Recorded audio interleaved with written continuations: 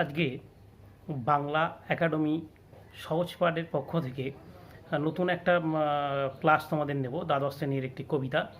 সেই কবিতার নাম হচ্ছে মহুয়ার দেশ।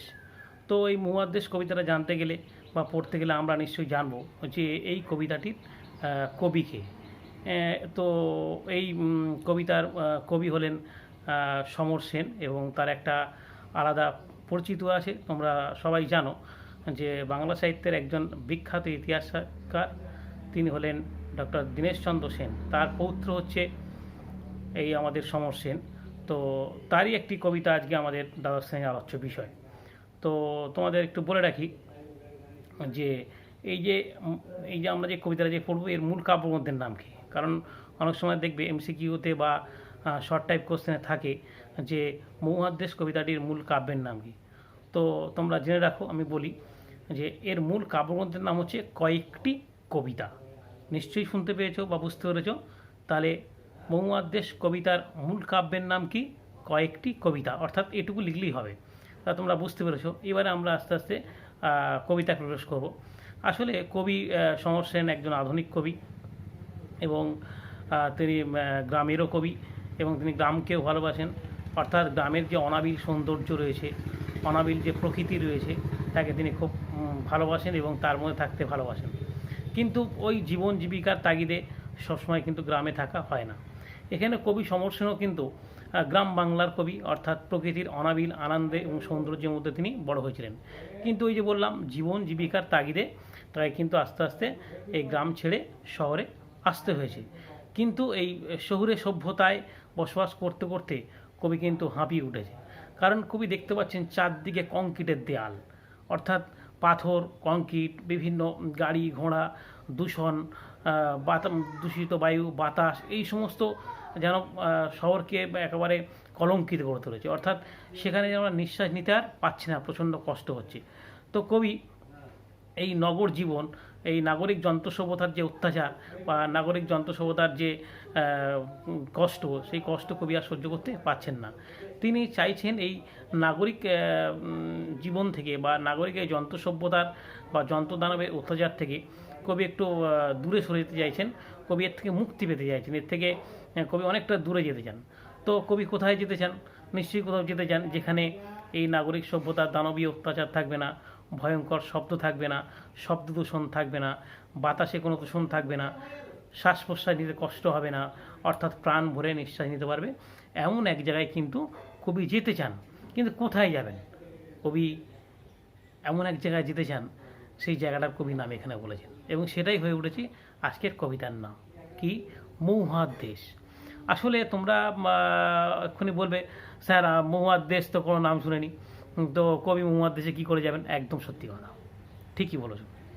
মহুয়ার দেশ বলে আমাদের যে রাষ্ট্রগুলো রয়েছে বা দেশগুলো রয়েছে সারা পৃথিবীতে, এরকম কোনো দেশ নেই। আসলে মহুয়ার দেশ হচ্ছে কবির কল্পিত দেশ, কবির কাল্পনিক দেশ। অর্থাৎ কবি এই মহুয়ার দেশ একটা কবি কল্পনা করেছেন যে সেখানে এমন একটা দেশ যেখানে কিন্তু এই নাগরিক যন্ত্রণা থাকবে না, এই দূষণ থাকবে না, এই ঘর ঘরে শব্দ থাকবে না, ভয়ঙ্কর দানবীয় শব্দ থাকবে না। এরকম একটা নিশ্চয়ই দেশ আছে। এটা একটা কবির কল্পনা। অর্থাৎ যদি বলে মহুয়ার দেশটা কী, কবির হচ্ছে কল্পিত একটা দেশের নাম মহুয়ার দেশ, যেখানে গিয়ে কবি শহরে বাস করতে করতে কবির মধ্যে যে অবসাদ এসছে, যে কষ্ট হয়েছে, যে ক্লান্তি, সেই ক্লান্তি দূর করার জন্য এরকম কল্পিত দেশে কিন্তু কবি যেতে চান।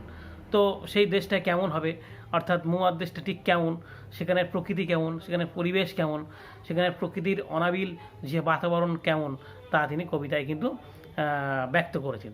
তো আমরা একটু লাইন ধরে ধরে পড়লেই ওটা আমরা বুঝতে পারবো। কবি প্রথমেই বলছেন যে মাঝে মাঝে সন্ধ্যার জলস্রোতে অলস সূর্যোদয় উঁকি। আচ্ছা, এই যে মাঝে মাঝে সন্ধ্যার জলস্রোতে অলস সূর্যোদয় উঁকি, এখানে মানে কি? অর্থাৎ সন্ধ্যাবেলা আমরা দেখেছি যে কি হয়, যে সূর্য অস্তগামী হয়, অর্থাৎ সূর্য কিন্তু আস্তে আস্তে ডুবে যায়, এবং যখন ডুবে যায় তখন কিন্তু কিছুটা আলো সে বিকিরণ করে। সেই বিকিরণ আলোটা কেমন তা বর্ণনা করতে গিয়ে কবি বলছেন যে গলিতে সোনার মতো উজ্জ্বল আলোর স্তম্ভ, আর আগুন লাগে জলের অন্ধকারে ধূসর ফেনায়। অর্থাৎ দেখবে যে যখন সূর্য ডোবে তখন কোনো পুকুর পাড়ে গিয়ে তুমি যদি দাঁড়াও, তা দেখতে পাবে যে সেই সূর্যের ছায়া, সূর্যের যে পড়ছে এবং সেই গাছের ছায়া কিন্তু কোথায় পড়েছে, পুকুরে পড়েছে, এবং সেই সূর্যের ছায়াও পুকুরে পড়েছে, এবং দেখবে প্রায় লালচে আকার ধারণ করেছে। অর্থাৎ এই লালচে আকার ধারণ করছে, আর জলটা আস্তে আস্তে ঢেউ খেলছে, আর সেই গাছগুলো নড়ছে, আর সেই সূর্যের আলোটাও কিন্তু আস্তে আস্তে ওই জলের মধ্যে নড়ছে।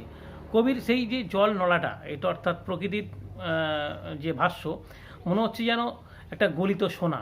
অর্থাৎ ওই যে স্তম্ভটা পড়েছে, সূর্যের যে বিকিরণটা পুকুরের মধ্যে পড়েছে বা নদীর তীরের মধ্যে পড়েছে, সেটা কবির মনে হয়েছে কি একটা আলোর স্তম্ভ। কিসের? গলিত আলোর স্তম্ভ। বলছে সেই আগুন লাগে জলের অন্ধকারে ধূসর ফেনায়। অর্থাৎ মনে হচ্ছে যেন কী হয়েছে, যে জলের মধ্যে কিন্তু আগুন লেগে গেছে। বলছে সেই উজ্জ্বল স্তব্ধতায় ধোঁয়ার বঙ্কিম নিঃশ্বাসে ঘুরে ফিরে আসে শীতের দুঃস্বপ্নের মতো। অর্থাৎ এই যে কবি কথাটা বলছেন যে সেই উজ্জ্বল স্তব্ধতায়, তাহলে উজ্জ্বল স্তব্ধতায় মানে কি? অর্থাৎ স্তব্ধতা দুটো কারণে, যে সূর্য যখন অস্ত যাচ্ছে তখন কিন্তু কি হয়েছে, অন্ধকার নেমে আসছে। তাহলে অন্ধকার যখন নেমে আসে, রাত হয়ে আসে, তখন কিন্তু চারিদিকে স্তব্ধ হয়ে যায়। তাহলে উজ্জ্বলতা কিসের? অর্থাৎ সূর্য যে ওই যে আলো বিকিরণ করছে এবং যে গলিত সোনার রূপ তৈরি করেছে, অর্থাৎ চিত্রভাষ্য তৈরি করেছে, সেটাই কিন্তু আবার উজ্জ্বল। তারপর কবি বলছেন ধোঁয়ার বঙ্কিম নিঃশ্বাস ঘুরে ফিরে আসে শীতের দুঃস্বপ্নের মতো। তাহলে ধোঁয়ার বঙ্কিম নিঃশ্বাস বলতে কী বোঝায়? বঙ্কিম নিঃশ্বাস কি? আসলে বঙ্কিম নিঃশ্বাস মানে, বঙ্কিম মানে বাঁকা, বাঁকা নিঃশ্বাস। আসলে কিন্তু এখানে কবি উপমা প্রয়োগ করেছেন। কী উপমা প্রয়োগ করেছেন? যে এখানে ধোঁয়ার বঙ্কিম নিঃশ্বাস বলতে নাগরিক সভ্যতার যে বায়ু দূষণ, অর্থাৎ নগরে বিভিন্ন কলকারখানা, বিভিন্ন গাড়ি, বিভিন্ন সভ্যতার অগ্রগতির জন্য যে সমস্ত যন্ত্রপাতি বা যে সমস্ত কলকারখানা ব্যবহার হয়, তার থেকে নির্গত যে ধোঁয়া, যে ধুলো, হ্যাঁ, সেইগুলোকেই কিন্তু এখানে কবি বলেছেন যে কি না, সেগুলো হচ্ছে ধোঁয়ার বঙ্কিম নিঃশ্বাস। অর্থাৎ সেই নাগরিক সভ্যতার বা নাগরিক বা নগরকেন্দ্রিক সভ্যতার যে দূষিত ধোঁয়া, সেই ধোঁয়াকেই কবি বলেছেন এখানে কিন্তু কি, যে বঙ্কিম নিঃশ্বাস, অর্থাৎ ধোঁয়ার বঙ্কিম নিঃশ্বাস। কিসের মতো? শীতের দুঃস্বপ্নের মতো। অর্থাৎ শীতের দুঃস্বপ্ন বলতে একটু কবি কী বুঝিয়েছে একটু বোঝা যাবে। অর্থাৎ শীতকালে আমরা তো লেপ বা কাঁথা এগুলো মুড়ি দিয়ে ঘুমাই, কিন্তু আমরা যখন ঘুমাই আমাদের কিন্তু দম আটকে আসে। আমি কিন্তু আবার দম ছাড়ার জন্য আমরা কিন্তু লেপটা একটু আলগা করে দিই, কিন্তু এখানে যে সারাক্ষণই যেন দম বন্ধ হয়ে আসছে। অর্থাৎ শীতকালে দম নেওয়ার সুযোগ আছে, কিন্তু এখানে কিন্তু কোনো সুযোগ নেই। মানে সবসময় দূষিত বাতাস, দূষিত বায়ু আমাদের নাকের মধ্যে দিয়ে শরীরে প্রবেশ করার ফলে কিন্তু আমাদের দম কিন্তু বন্ধ হয়ে আসছে। অর্থাৎ এক প্রকার আধুনিক সভ্যতার যে যন্ত্র দানবতা, কবি এটা আর সহ্য করতে পারছেন না, তাই বলেছেন ধোঁয়ার বঙ্কিম নিঃশ্বাস। বলছি অনেক অনেক দূরে আছে মেঘমদির মহুয়ার দেশ, হ্যাঁ, সমস্তক্ষণ সেখানে পথের দুধারে ছায় ফিরে দেবদারুর দীর্ঘ রহস্য। তাহলে এবং সমুদ্রের দীর্ঘশ্বাস। অর্থাৎ কবি বলছেন যে ঠিক এই যে শহরে কবি বসবাস করছেন, যেখানে কবির মনে হয়েছে যে প্রচণ্ড কষ্ট হচ্ছে, সেখান থেকে অনেক অনেক দূরে আছে কি একটা মহুয়ার দেশ। সেখানে কি রয়েছে? যে দেবদারুর রহস্য রয়েছে। এখন দেবদারুর রহস্য শব্দের অর্থ কী, এটা একটু জানা দরকার। আসলে দেবদারুর রহস্য বলতে কবি এখানে বুঝিয়েছেন যে দেবদারু গাছ যে সারিবদ্ধভাবে লাগানো হয়, তার যে ছায়া বিস্তার, অর্থাৎ বিস্তারিত যে ছায়া, সেই বিস্তারিত ছায়াকে কিন্তু এখানে কবি বলছেন যে দেবদারুর রহস্য। কবি আর কি প্রত্যয় করেছেন? যে অনেক দূরে আছে মেঘমদির মহুয়ার দেশ, সেখানে দুধারে ছায়া ফেলছে দেবদারু, সমুদ্রের দীর্ঘশ্বাস রাতের নিঃসঙ্গতাকে আলোড়িত করছে সমুদ্রের গর্জন, এই সমস্ত বলছেন। তো সেখানে আর কি আছে? তো সেখানে এই দীর্ঘশ্বাস যে বলছেন, সেখানে আমি বললাম ছায়া বিস্তার করছে। এছাড়া কি আছে? যে সমুদ্রের দীর্ঘশ্বাস। তাহলে সমুদ্রের দীর্ঘশ্বাস বলতে কি? অর্থাৎ সমুদ্র যে গর্জন করছে, সেই সমুদ্র গর্জন করাটাকে কবি এখানে সমুদ্রের দীর্ঘশ্বাস বলেছেন। অর্থাৎ রাত্রের নির্জন নিঃসঙ্গতাকে আলোড়িত করে, আমার ক্লান্তির উপর ঝরুক মহুয়া ফুল নামক মহুয়ার গন্ধ। অর্থাৎ কবির এই যে যন্ত্র সভ্যতা, এই যে দূষণ, কবি আর সহ্য করতে পারছেন না, তাই তিনি সেই তার কল্পিত যে মহুয়ার দেশ, সেই কল্পিত মহুয়ার দেশে পৌঁছেছেন, এবং সেই পৌঁছে তিনি চাইছেন যে মহুয়া ফুল, মহুয়া মদির, অর্থাৎ আচ্ছন্ন, মহুয়া ফলের যে রস, যে সেই রস দিয়ে যে মাদকদ্রব্য তৈরি হয় তা খেয়ে মানুষ আচ্ছন্ন হয়ে যায়। কিন্তু এখানে কবি সেই মাদুরতার কথা বলেছেন, কিন্তু সেই মাদুরতার কবি সুখের কথা বলেছেন। অর্থাৎ সেই প্রকৃতির অরণ্যের মধ্যে কবি একাত্ম হয়ে যেতে চান এবং কবি প্রকৃতির সঙ্গে মিলিয়ে যেতে চান এবং তিনি চান তার এই যে ক্লান্তি, শহুরে সভ্যতার যে কষ্ট, তার যে প্রচণ্ড যন্ত্রণা, এই যন্ত্রণা থেকে মুক্তি পেতে কবি চান যে মহুয়া ফুল তার শরীরের উপর ঝরে পড়ুক। অর্থাৎ সেই মহুয়া ফুল যদি ঝরে পড়ে তাহলে কবির যেন মনে হবে কবির সেই ক্লান্তি, অর্থাৎ শহুরে যে ক্লান্তি, সেই শহুরে ক্লান্তি দূর হবে। এই জন্যই তিনি আহ্বান করেছেন যে আমার ক্লান্তির উপরে ঝরুক মহুয়া ফুল নামুক মহুয়ার গন্ধ।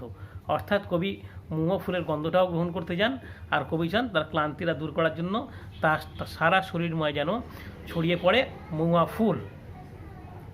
এ তো কবির কল্পীয় দেশ, কবির খুব সুন্দর লাগছে।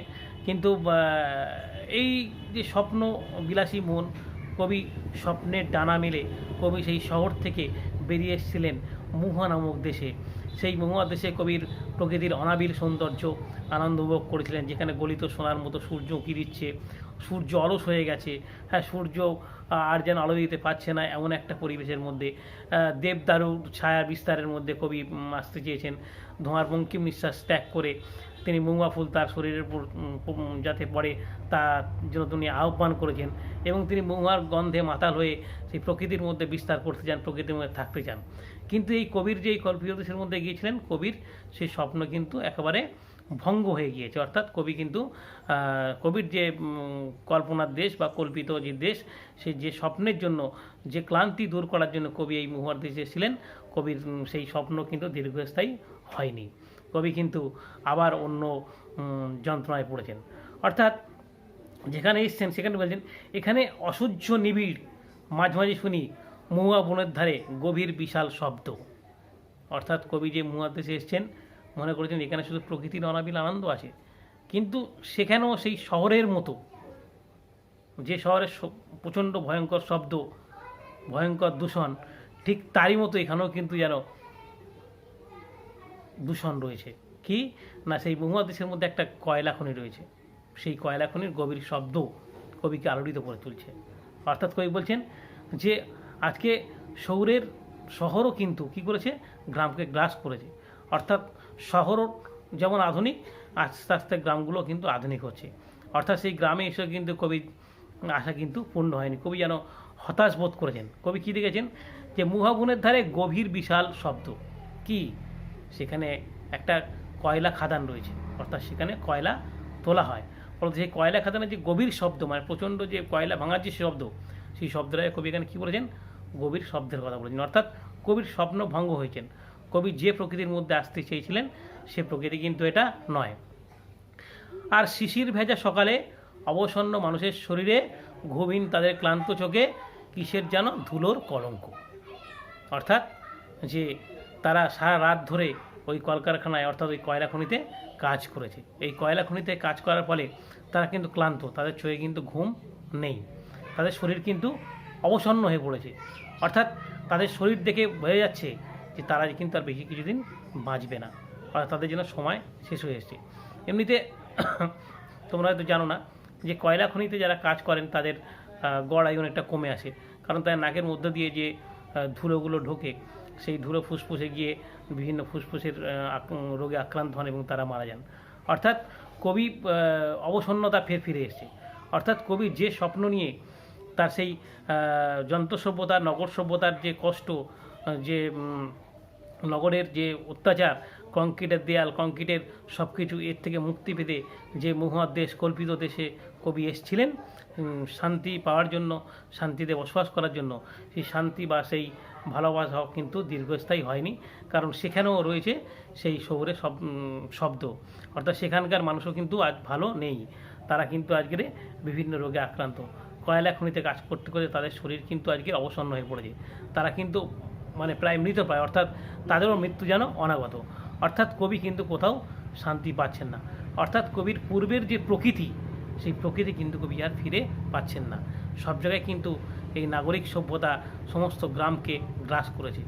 অর্থাৎ নগরী আজকে যেন জয়লাভ করেছে, প্রকৃতি যেন আজকে পরাজয় বরণ করেছে। অর্থাৎ এই কবিতার আলোচ্য বিষয় এইটুকুই। যদি তোমাদের বুঝতে কোনো জায়গায় ভুল হয়, কোনো লাইনে অসুবিধা হয়, তোমরা কমেন্ট বক্সে জানিও। আমি যতটা পারবো তোমাদের সাহায্য করব। আজকে এই পর্যন্ত।